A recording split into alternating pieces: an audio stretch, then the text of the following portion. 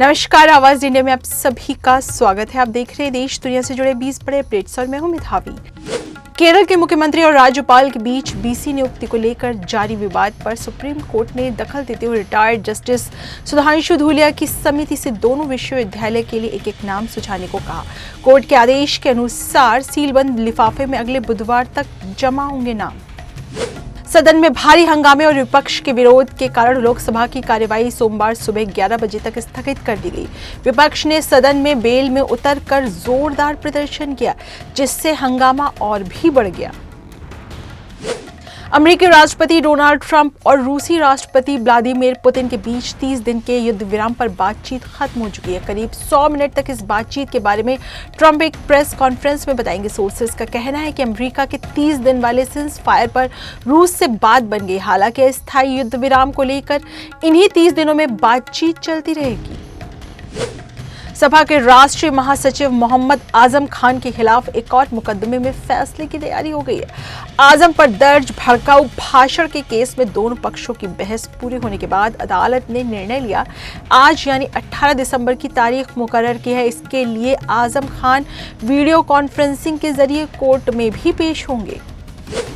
MNREGA Indian labour law और social security, जिसका मकसद काम करने के अधिकार की गारंटी देना है। इसे शुरू में नेशनल रूरल एम्प्लॉयमेंट गारंटी 2005 कहा जाता था। केंद्र सरकार अब इसका नाम बदलकर वीबीजी राम जी रखने को कह रही है। केंद्रीय मंत्री शिवराज सिंह चौहान ने यह विधेयक सदन में पेश भी कर दिया है। दिल्ली में एयर पोल्यूशन पर आज गुरुवार 18 दिसंबर को लोकसभा में शॉर्ट टर्म डिस्कशन होगा। पर्यावरण मंत्री भूपेंद्र यादव आज शाम 5 बजे इस पर जवाब देंगे। चर्चा 4 घंटे तक चलेगी। जानकारी के अनुसार लोकसभा में आज नियम 193 के तहत प्रदूषण पर बड़ी चर्चा होगी। दिल्ली एनसीआर प्रदूषण पर सुप्रीम कोर्ट ने कहा कि अब तक के सभी कदम नाकाम रहे। सुनवाई के दौरान सीजेआई सूर्यकांत ने वकीलों पर तंज भी कसा। उन्होंने कहा कि हमारी समस्या ये है कि हमें एक्सपर्ट से कम सलाह मिलती है, यहाँ वकील ही एक्सपर्ट बन जाते हैं। कोर्ट ने स्कूल बंद करने के फैसले को अस्थायी नीति मानते हुए दखल से इनकार किया है। इमरान खान की पार्टी पीटीआई ने पूर्व पीएम के खिलाफ सेना के प्रवक्ता की टिप्पणी की आलोचना की। पीटीआई ने कहा कि वह राष्ट्रीय सुरक्षा के लिए खतरा नहीं है। पार्टी ने कहा कि लोकतंत्र और संविधान को कमजोर करने के प्रयास कई बार नाकाम भी रहे हैं। मुंबई में आयोजित आईटी अवार्ड्स में आज तक को बेस्ट हिंदी न्यूज चैनल का अवार्ड मिला। श्वेता सिंह, अंजना ओम कश्यप और अशोक सिंगल ने भी अपने अपने शो के लिए अवार्ड जीता। इंडिया टुडे ग्रुप ने कुल मिलाकर कई कैटेगरीज में बड़ी उपलब्धियां हासिल की।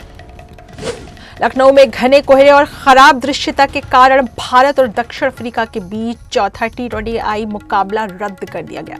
6 बार निरीक्षण के बाद अंपायर ने खिलाने के लिए खिलाड़ियों की सुरक्षा को प्राथमिकता देते हुए खेल ना कराने का बड़ा फैसला लिया है। एक बार फिर आज तक को बेस्ट हिंदी न्यूज चैनल का अवार्ड मिला और उसके सारे शो को जो है प्रमुखता दी गई है। इसके अलावा इंडिया टुडे ग्रुप ने भी बेहतर प्रदर्शन किया। लखनऊ में आखिरकार घने कोहरे और धुंध की ही जीत हुई। 3 घंटे के इंतजार के बाद मुकाबले को पूरी तरीके से रद्द करना पड़ा। इसके साथ ही सीरीज में टीम इंडिया 2-1 से आगे है और अब साउथ अफ्रीका ये सीरीज नहीं जीत सकती। इस मैच का कट ऑफ टाइम 9:46 है। देश भर में बढ़ते प्रदूषण पर संसद में चर्चा हुई। केंद्रीय पर्यावरण मंत्री भूपेंद्र यादव ने लोकसभा में जवाब दिया।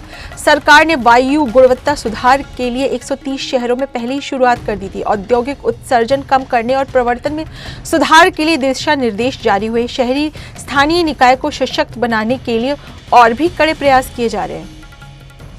लखनऊ में बढ़ती शीतलहर को देखते हुए सभी मान्यता प्राप्त बोर्ड संचालित स्कूलों में कक्षा 1 से 12 तक की कक्षाएं सुबह 9 बजे के बाद ही शुरू होंगी। ये नए आदेश जारी किए गए हैं। मौसम विभाग के पूर्व अनुमान के मद्देनजर छात्रों की सुरक्षा को प्राथमिकता देते हुए ये आदेश जारी किए गए। डीएम ने स्पष्ट निर्देश दिए कि ये आदेश कड़ाई से पालन किए जाएंगे।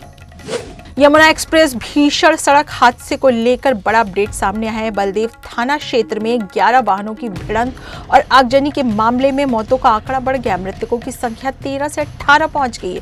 3 शवों की पहचान होने के बाद उनके परिजनों को शव सौंप दिए गए।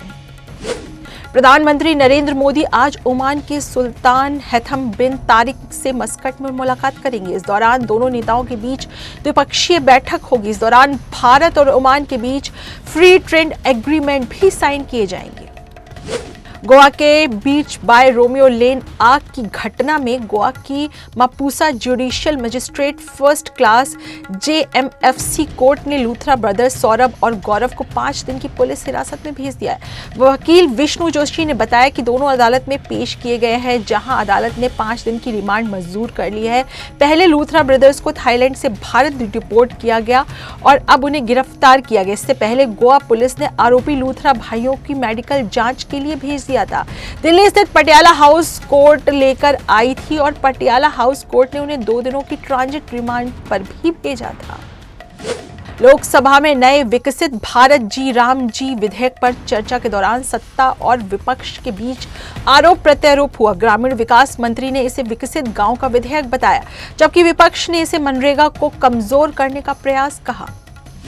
परमाणु ऊर्जा क्षेत्र में निजी भागीदारी का रास्ता खोलने वाले sustainable harnessing and advertisement of nuclear energy for transforming India विधेयक 2025 को लोकसभा ने विपक्ष के कड़े विरोध के बीच पारित कर दिया। सरकार ने इसे ऐतिहासिक कदम बताया, जबकि विपक्ष ने संवेदनशील क्षेत्र में निजी कारपोरेट समूहों की एंट्री और संभावित जोखिमों को नजरअंदाज करने का आरोप लगाया। मंत्री के जवाब से असंतुष्ट विपक्षी दलों ने सदन से वॉकआउट कर दिया। घरेलू शेयर बाजार में बुधवार को लगातार तीसरे दिन गिरावट रही और प्रमुख सूचकांक एक सप्ताह के निचले स्तर पर बंद हुए। शुरुआती बढ़त के बाद बाजार में बिकवाली हावी हो गई। BSI के 30 शेयरों वाली संवेदी सूचकांक सेंसेक्स 120.21 अंक से गिरकर 84.559.65 अंक पर और नेशनल स्टॉक एक्सचेंज का निफ्टी 50 सूचकांक 41.55 अंक यानी 0.16% नीचे आया। 25.801 और 0.55 अंक पर बंद हुए। ये दोनों प्रमुख सूचकांकों का 10 दिसंबर के बाद का सबसे निचला स्तर है। आज आवाज इंडिया में देश दुनिया से जुड़े 20 बड़े अपडेट्स में इतना। एक बार फिर हाजिर होंगे बड़ी खबरों के साथ।